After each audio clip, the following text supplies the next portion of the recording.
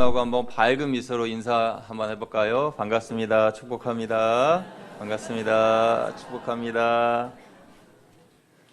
네, 그렇습니다. 우리 장로님께서 기도하신 것처럼 지금 우한폐렴, 신종 코로나 바이러스로 온 세계가 복잡하고 여러분 마음속에도 혹시 예배드리면서 나는 그런 걱정도 있으실지 모르겠지만은 이 시간만큼은 우리 하나님께 집중하기를 주님의 이름으로 축원드립니다. 그래서 하나님께 집중하여 예배를 드렸으면 좋겠습니다. 오늘 들어오시면서 손세정제와 마스크와 이런 것들을 저희 교회 비치해 놨는데 여러분 필요하신 만큼 한 분이 하나씩이겠지만 가져가셔서 착용하시고 그래서 예배 드릴 때에 혹시라도 여러분 불편하신 것 없으시게 저희 교회에서 잘 준비할 테니까 잘 가지시면 되겠습니다. 그래서 기침하신 분은 마스크를 착용하고 예배 드리셔도 괜찮습니다. 하시고 그렇게 여러분 예배의 시간마다 하나님의 은혜가 함께 하시기를 주님의 이름으로 축원드립니다. 오늘은 말씀으로 하나님을 만나세요 라는 제목으로 하나님의 말씀을 전합니다. 여러분 우리가 하나님에 대하여서 생각할 때에 하나님을 어떤 막연한 하나님으로 생각하는 경향이 있습니다. 그러니까 제가 여러분과 서로 알아가는 것은 분명한 실체, 이름도 알고 여러분의 성격도 알고 사시는 곳도 알고 또 자제분은 몇 분이 계시는지 또 그런 모든 것들을 서로 알지 않습니까? 이렇게 서로 알고 서로 대화도 하고 그러면서 참 좋으신 분이다, 참 훌륭하신 분이다 라는 것을 제가 이제 알고 그렇게 서로 알아가는 것처럼 하나님을 그렇게 알아가야 되는데 그게 아니라 하나님은 그저 하늘에만 계신 분, 나는 땅에 있고 하나님과 나와는 너무나 거리가 멀고 그래서 하나님에 대해서 잘 느껴지지 않고 하나님을 그렇게 막연하게 생각하는 성도들이 의외로 많이 계시다는 것입니다. 그러나 여러분 결코 하나님은 막연한 존재가 아니라는 거죠. 저와 여러분이 막연한 존재, 막연한 관계가 아니듯이 하나님과도 우리가 그런 막연한 관계, 막연한 존재로서 생각해서는 안 된다는 겁니다.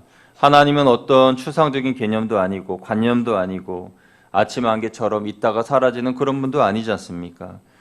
우리에게 믿음이 생기지 않는 까닭도 어떻게 보면 하나님을 막연한 하나님으로 생각하기 때문일 것입니다. 하나님을 막연하게 생각하다 보니까 믿음이 잘 생기지 않고 어려움이 있을 때에 잘 헤쳐나가지 못하게 되는 것입니다. 우리가 그렇게 믿음이 연약한 것도 한 번도 하나님을 만나본 적이 없고 음성도 들어본 적이 없고 그 사랑을 경험해 본 적도 없기 때문이다 라고 우리가 생각할 수 있는데요. 그러면 여러분 우리는 하나님을 분명히 알아야 되겠죠. 어떻게 알아야 할까요? 당연합니다. 말씀을 통해서 알 수가 있습니다.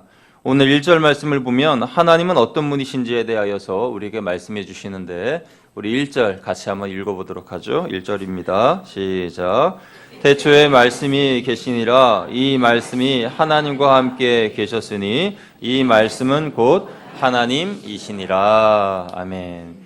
1절 후반부에 뭐라고 말씀하셨어요? 이 말씀은 곧 하나님이시니라. 그러니까 하나님께서 말씀이시라는 거예요. 자, 이제 우리가 하나님에 대하여 막연했던 모든 것들이 다 사라지는 순간입니다. 하나님은 말씀이시다. 하나님은 말씀이시다. 말씀이신 하나님께서 우리와 함께 하시는 줄로 믿습니다. 이것만 알아도 우리는 하나님을 막연한 하나님으로 생각하지 않을 수 있습니다. 여기서 말씀이라고 하는 것은 헬라어로 로고스라고 합니다. 로고스. 로고스는 기록된 하나님의 말씀인데요. 그런데 이 헬라어, 이 로고스라는 말을 헬라인들이 사용할 때에 그 의미가 좀 남달랐습니다. 그러니까 로고스는 기록된 하나님의 말씀이기도 하지만 헬라인들이 사용하는 그 로고스라는 단어는 절대자라는 의미였고 그리고 존귀한 분, 어떤 절대적인 그런 존재를 의미하고 설명할 때 썼던 단어가 이 로고스라는 거예요. 그래서 사도 요한이 이 요한복음을 기록할 때에 태초에 말씀이 계시니라 이 말씀이 하나님과 함께 계셨으니 이 말씀은 곧 하나님이시니라 할 때 이 말씀이 로고스라는 것은 로고스, 절대적인 존재, 그분이 계셨다. 그분은 바로 누굴까요? 예수 그리스도를 말씀하는 것입니다. 그러니까 이 1절 말씀을 다시 생각해 보면은 태초에 말씀이 계셨다라는 말씀은 태초에 예수 그리스도께서 계셨다. 말씀이 하나님과 함께 계셨다라는 말씀은 예수님께서 영원 전부터 하나님과 함께 계셨다. 그 말씀이신 예수님께서 곧 하나님이시다라는 그런 말씀인 거예요. 여러분, 우리들이 성령 안에서 말씀을 읽게 되면, 말씀을 묵상하고 연구하게 되면 하나님을 만나게 됩니다. 왜냐하면 말씀이 곧 하나님이시기 때문에 그렇습니다. 하나님의 실체이신 말씀, 곧 예수 그리스도를 우리가 만나게 된다라는 것입니다. 지금까지 하나님을 직접 본 사람은 없습니다. 그러나 누구든지 말씀이신 예수 그리스도를 만나면 하나님의 실체를 우리가 느낄 수가 있습니다. 깨닫게 됩니다. 하나님께서 내 안에 들어오시면, 그 말씀이 내 안에 들어오시면 상상할 수 없었던 인생의 변화가 일어나게 됩니다. 예를 들어 볼까요? 우리가 예수님에 대하여서 잘 기록되어 있는 말씀들 중에 빌립보서 2장 6절에서 8절 말씀을 보면은 그 말씀을 통해 우리는 하나님을 깨닫게 됩니다. 어떤 하나님입니까? 사랑을 위하여서 모든 것을 포기하신 하나님입니다. 말씀은 이렇습니다. 그는 근본 하나님의 본체시나 하나님과 동등됨을 취할 것으로 여기지 아니하시고 오히려 자기를 비워 종의 형체를 가지사 사람들과 같이 되셨고 사람의 모양으로 나타나사 자기를 낮추시고 죽기까지 복종하셨으니 곧 십자가에 죽으심이라. 여러분, 이 세 절 말씀을 우리가 읽으면서 우리는 어떤 생각을 합니까? 모든 것을 포기하신 하나님, 죽기까지 포기하신 하나님, 무엇을 위해서요? 저와 여러분을 위해서. 왜요? 우리를 사랑하시기 때문에. 그러니까 이 구절을 통하여 우리는 어떤 하나님을 만납니까? 모든 것을 포기하신 하나님, 나를 사랑하기 때문에 모든 것을 포기하신 하나님을 만나게 되는 것입니다. 예수님은 인간으로 오셨지만 그분의 본체는 하나님이십니다. 예수님께서 인간의 몸을 입으셨다는 것은 하나님이 하나님 되심을 포기하셨다라는 그런 뜻이에요. 왜 포기하셨습니까? 스스로 구원할 수 없는 우리들을 구원하시기 위해 인간이 되셨다라는 것입니다. 왜 인간이 되셨습니까? 우리를 사랑하시기 때문에 인간이 되셨다라는 것입니다. 그래서 여러분, 여기서 우리는 알 수가 있습니다. 사랑이 무엇인지를 알 수가 있어요. 사랑은 빼앗는 것이 아닙니다. 취하는 것이 아니고 내 고집, 내 생각대로 상대방을 끌고 오는 것이 아닙니다. 만약에 하나님이 그러한 사랑을 취하셨다면, 그것이 사랑이라고 생각하셨다면 하나님께서 우리를 착취하셨겠죠. 우리를 붙잡아서 하나님 마음대로 하셨을 겁니다. 그런데 하나님께서는 하나님 되심을 포기하고 스스로 인간이 되시고 내려오셔서 십자가에 못 박혀 죽으셨다는 거예요. 죽기까지 복종하셨다는 것입니다. 그래서 사랑은 얻는 것이 아니라 주는 것입니다. 갖는 것이 아니라 포기하는 것입니다. 하나님이 인간을 구원하기 위해 하나님 되심을 포기하고 인간이 되셨듯이 우리도 나의 것을 포기하고 나누고 베풀고 양보하는 것, 그것이 성숙한 성도의 모습인 것이죠. 이것을 우리가 어떻게 알 수 있습니까? 말씀을 통해서 알 수 있습니다. 하나님의 말씀을 통하여 하나님을 만날 때에 이러한 깨달음이 있고 이러한 결단이 있고 내 삶의 변화가 일어나게 되는 것입니다. 만약 저와 여러분이 사랑한다고 하면서 말만 그렇게 하고 낮아지지 않고 다른 사람을 구속하려 한다면 우리는 거짓말쟁이가 되는 겁니다. 자신을 포기하지 않는 것은 사랑이 아닙니다. 하나님은 하나님 되심을 포기하셨고 우리를 사랑하시기 위하여 사랑하기 때문에 인간이 되셨을 뿐만 아니라 가장 낮은 곳에 오셨고 처절한 죽음을 맛보셨습니다. 그분이 바로 말씀으로 오신 예수 그리스도시다라는 것입니다. 그런데 말씀이신 예수님을 더 깊이 알려면 우리는 말씀 앞으로 나아가야 합니다. 말씀을 읽어야 합니다. 말씀을 통해 우리는 분명한 진리를 깨닫게 되고 예수님과 깊은 교제의 자리로 나아가게 됩니다. 그러므로 하나님의 말씀을 통하여서 우리는 힘을 얻게 되고 하나님의 실체를 말씀을 통하여 깨닫게 됩니다. 말씀을 통해 우리는 하나님과 깊은 교제를 나누게 됩니다. 감히 다가설 수 없는 전능하신 하나님 앞에 다가서게 됩니다. 그것이 바로 말씀이 우리에게 주는 능력입니다. 그러므로 여러분, 하나님의 말씀을 사랑하시기를 주님의 이름으로 축원드립니다. 말씀을 통해서 우리는 예수님을 만납니다. 그 예수님께서 중재자가 되셔서 하나님과 우리를 하나 되게 해주십니다. 그것이 말씀이 주는 능력입니다. 그렇게 말씀 앞으로 나아가게 되면 하나님이 말씀하시고 나는 하나님의 말씀을 듣고 그러면서 인격적인 교제가 이루어집니다. 하나님께서 천둥과 번개 같은 그런 위엄과 그런 소리로 우리에게 임하시는 것이 아닙니다. 하나님께서 이 말씀을 통하여서 우리에게 잠잠히 말씀하십니다. 세미한 음성으로 들려주십니다. 친밀히 다가오십니다. 하나님의 성품을 보여주십니다. 하나님께서 말씀을 통하여 계시해 주십니다. 그래서 하나님의 말씀을 통하여 나는 하나님을 알게 되는 것입니다. 하나님은 오늘도 그렇게 나와 교제를 나누기를 원하십니다. 그 교제의 수단이 바로 말씀입니다. 말씀을 통해 하나님은 우리와 교제하기를 원하십니다. 하나님은 삼위일체의 하나님이시기 때문에 원래 혼자 계시는 것을 별로 좋아하지 않으십니다.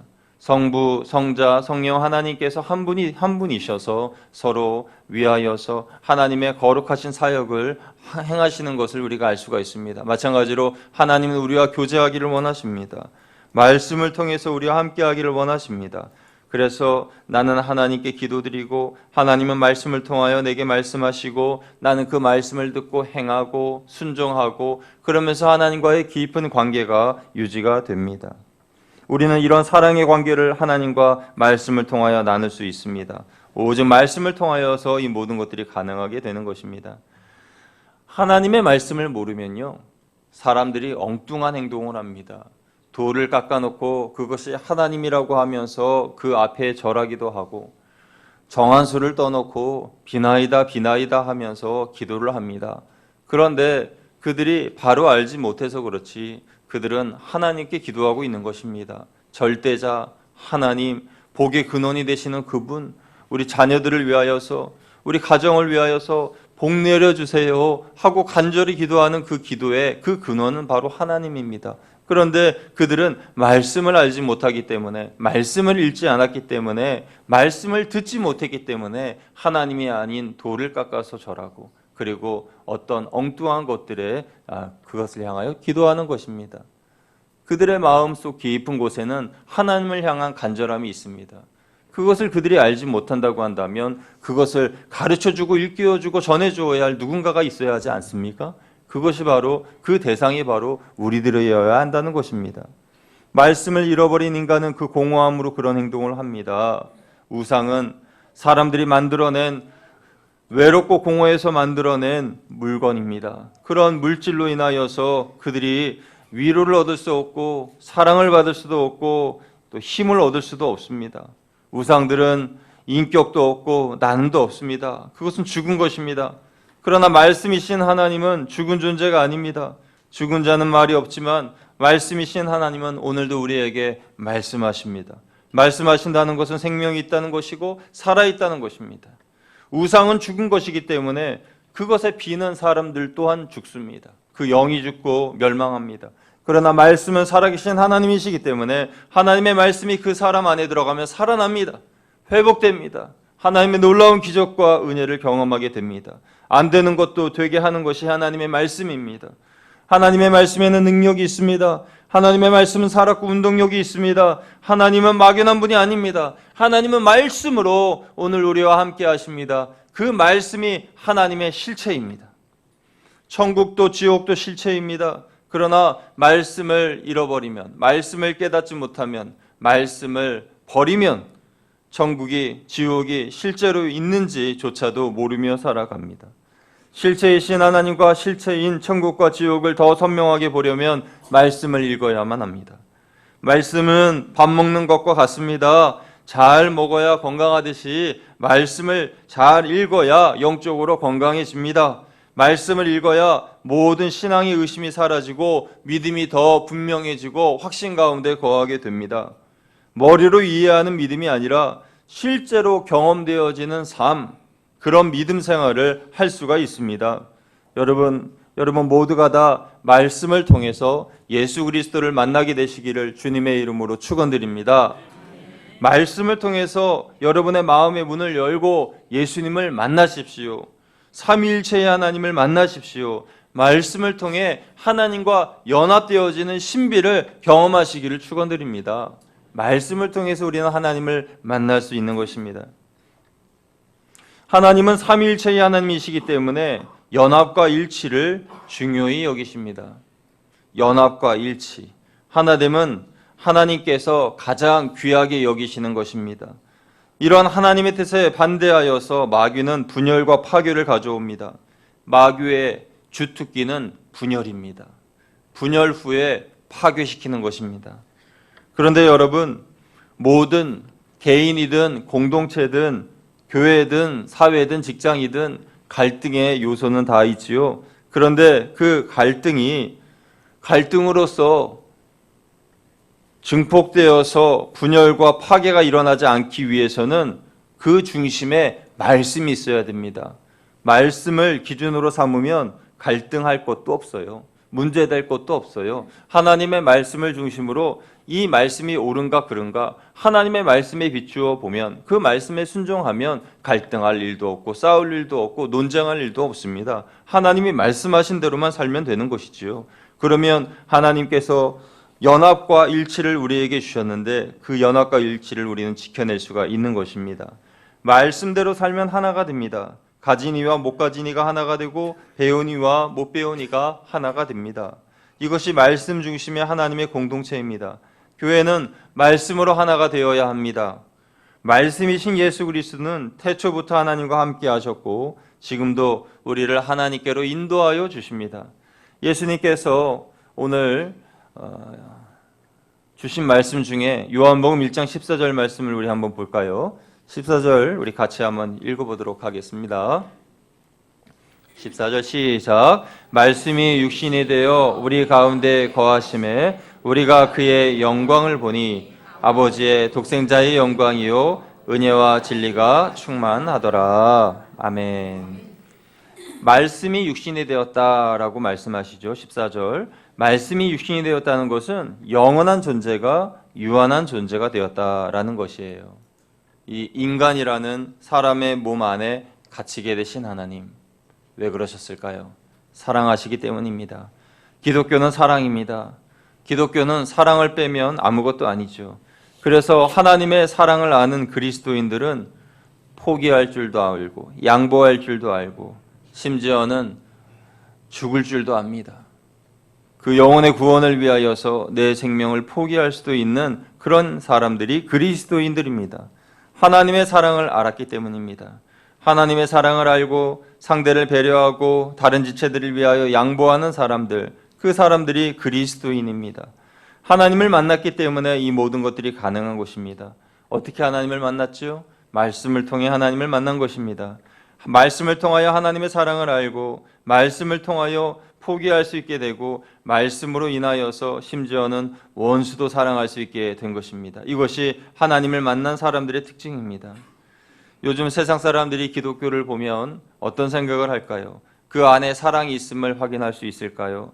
여러분, 요즘 교회는 더욱더 이기적이고 뭔가를 가지려고 하는 것 같아서 안타깝습니다. 기독교의 본질은 사랑인데 그 사랑에서 점점 멀어지고 있는 것 같아서 안타깝습니다. 개인보다 서로를 더 생각하면서 사랑으로 연합과 일치를 이루어야 하는 곳이 교회인데 연합과 일치를 이루지 않고 개인주의로 빠지는 것 같아서 더욱 안타깝습니다. 그럼 여러분, 이런 모든 안타까움을 어떻게 정상적으로 돌릴 수 있을까요? 그것은 하나님을 만나는 방법밖에 없습니다. 하나님을 만나고 하나님으로 인하여서 우리의 삶이 변화되는 방법밖에 없는데 어떻게 하나님을 만납니까? 말씀을 통해 하나님을 만나는 것입니다. 말씀을 통하여 하나님을 만나고 말씀을 통하여 능력을 회복합니다. 여러분, 마음의 문을 열고 말씀을 읽으시기를 주님의 이름으로 축원드립니다. 하나님 사랑하시는 거양교회의 모든 성도 여러분, 하나님의 말씀을 읽으시기를 주님의 이름으로 축원드립니다. 말씀은 우리를 사랑의 하나님께로 인도합니다. 진리의 예수님께로 인도합니다. 성령으로 충만하게 합니다. 말씀은 우리의 영을 치료하는 치료약입니다. 그래서 말씀을 읽으면 우리는 영이 더 건강해집니다. 여러분, 오늘 주보에 헌신작정서가 삽지로 있을 텐데 한번 꺼내보시기 바랍니다. 예, 이렇게 생긴 헌신작정서 있어요? 예, 다 꺼내보시죠. 상반기 말씀대행진 헌신작정서 2월 8일부터 2월 2일인데 잘못되어 있네. 2월 2일부터 6월 28일까지 헌신작정서입니다. 여러분 여기 한번 지금 이 시간에 헌신을 작정하는 시간을 갖도록 하겠습니다. 우리 교육자들은 볼펜을 좀 나눠 드리시면 좋겠어요. 제가 한번 읽어보겠습니다. 오늘 우리가 작정하기를 원하는 것은 1번 나는 올해 매일 성경을 읽고 매일매일 성경을 읽고 몇 번 통독하겠습니다. 몇 번 통독하겠습니다. 최소한 한 번 이상은 통독해야 됩니다.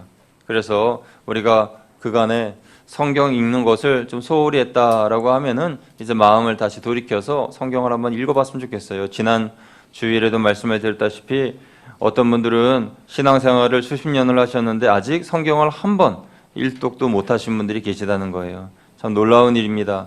우리가 하나님의 말씀을 읽고 올해는 기필코 몇 독 이상 통독하겠다. 거기 한번 적어보시고요. 2번 나는 올해에는 더 나은 예배 생활을 하겠습니다 하면서 참석할 예배에 동그라미 표하는 거예요. 주일 낮 예배는 기본적으로 주일 성수해야 하니까 동그라미 표하셔야 되고요. 주일 찬양 예배도 수요 예배, 금요 예배, 새벽 예배까지 힘써서 나오겠다 하는 분들 동그라미 표하시고, 그리고 오른편에 보시면 화요 중보기도, 요즘 같은 때는 중보기도 많이 나오셔서 기도해 주셔야 됩니다. 중보기도, 또 모교 사역 예배, 구역 예배, 개인 큐티, 성경 통독 하기를 원하시는 그 항목에다가 동그라미 표하시면 됩니다.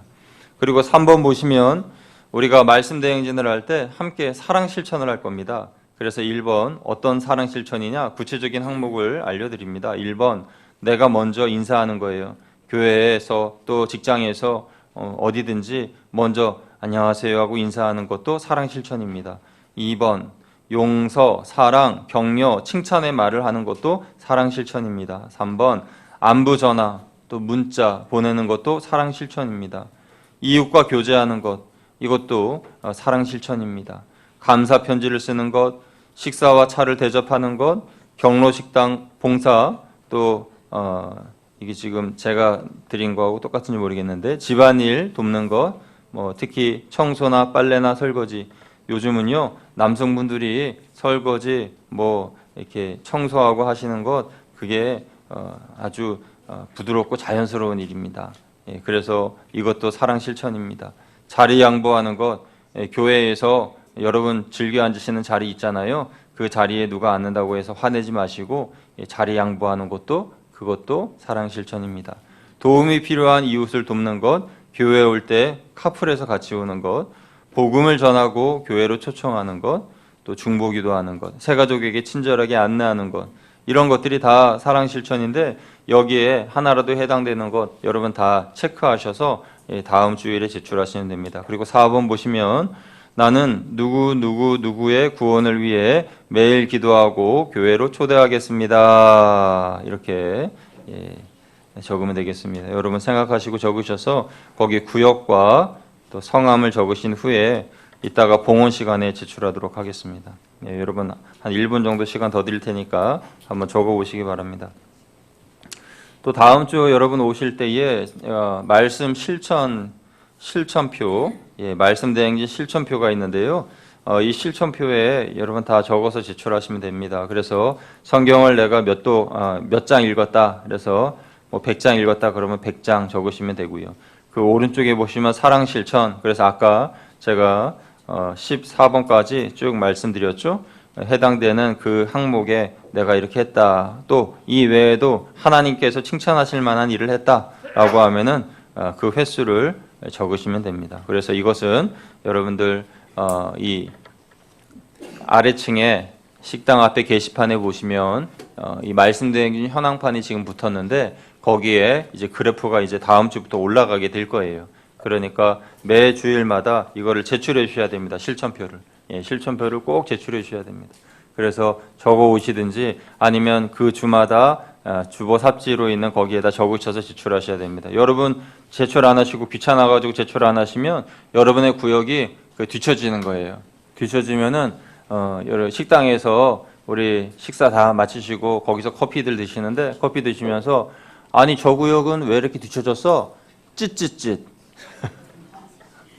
네? 아이 저 구역은 왜 이렇게 뒤쳐졌어? 쯧쯧쯧 이런다니까요. 이거 안 내시면 이거를 내셔서 하시고 만약에 도움이 필요하신 그런 구역은 저한테 말씀하시면 제 실천표를 그쪽으로 넣어드리겠습니다. 그래서 꼭 하시면 되겠습니다. 다 적으셨어요? 가급적 다 적으세요. 자, 다 적으신 줄 알고 이거는 이따가 여러분 헌금함 바구니 돌아갈 때 거기에다가 접으셔서 넣어주시면 되겠습니다.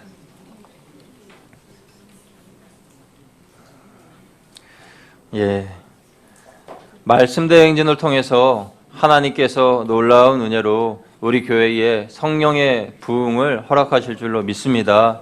말씀을 통하여서 우리의 영이 회복되고 하나님의 놀라운 은혜를 경험하기를 주님의 이름으로 축원드립니다. 함께 기도하겠습니다. 하나님 아버지 감사합니다.